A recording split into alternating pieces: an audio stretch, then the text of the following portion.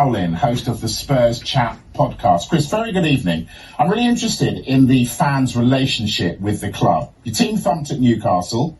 The Supporters Trust demanded a refund. Got it. Yesterday at Anfield, some of the fans left after 15 minutes, as we've said.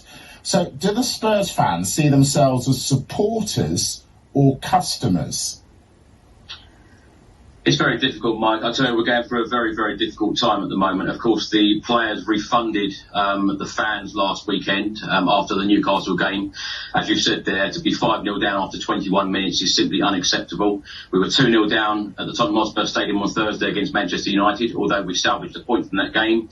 To be 3-0 down after 15 minutes yesterday at Anfield was simply unacceptable again. You would think that some of these players would learn from their mistakes. You know, to ship 12 goals in this last week or so in 3 Premier League games is simply not good enough. The fans are very, very frustrated. There are a lot of fans extremely unhappy at the moment. For anyone watching the game on Sky yesterday, you would have noticed that the Tottenham end, the away end at Anfield, was unbelievable. The fans did not stop singing. Very sadly at the moment is that a lot of fans are chanting about Daniel Levy and the way that the club is being run at the moment, and I think a lot of fans do feel like customers. But there is some real great supporters of this great football club, and we want success. We want success on the football pitch. You know, in recent years, you know, particularly since 2019, since Mauricio Pochettino was sacked, the club have gone round in circles. There have been a number of very poor decisions, in my opinion. We've gone through a number of managers. Since Pochettino, we went to Jose Mourinho, to Ryan Mason, to Nuno Espirito Santo, to Antonio Conte, to Stellini, and now we're back at Ryan Mason. A number of decisions haven't been good enough. Transfer windows, we should have done a lot more. We should have bought better players in, better calibre players. It's not about spending money, because when you look at the money that Spurs have spent, yes, we've spent money in previous transfer windows, but the players simply haven't been good enough and the recruitment has been poor. But to answer your question, there are a lot of very, very unhappy fans right now, and we all deserve better.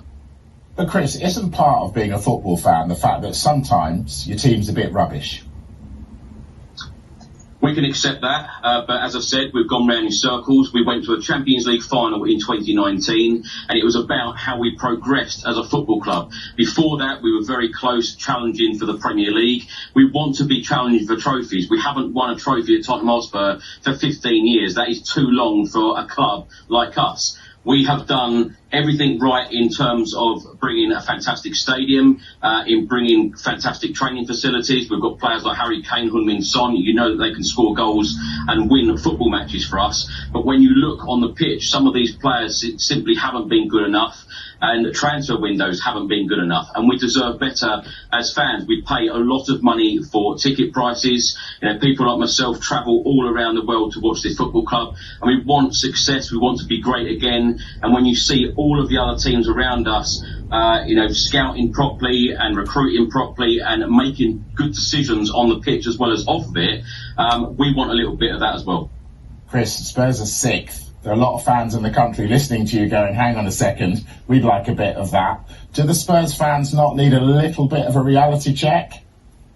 We're 6th at the moment, sitting in a Europa League spot. Of course, in previous seasons, as I said, we went to a Champions League final. Since then, we have played in the Europa League and the Europa Conference League. That is not where we want to be again as a football club, but at the moment we're 6th. As Harry Kane said yesterday, the table don't lie. That is where we are in terms of quality.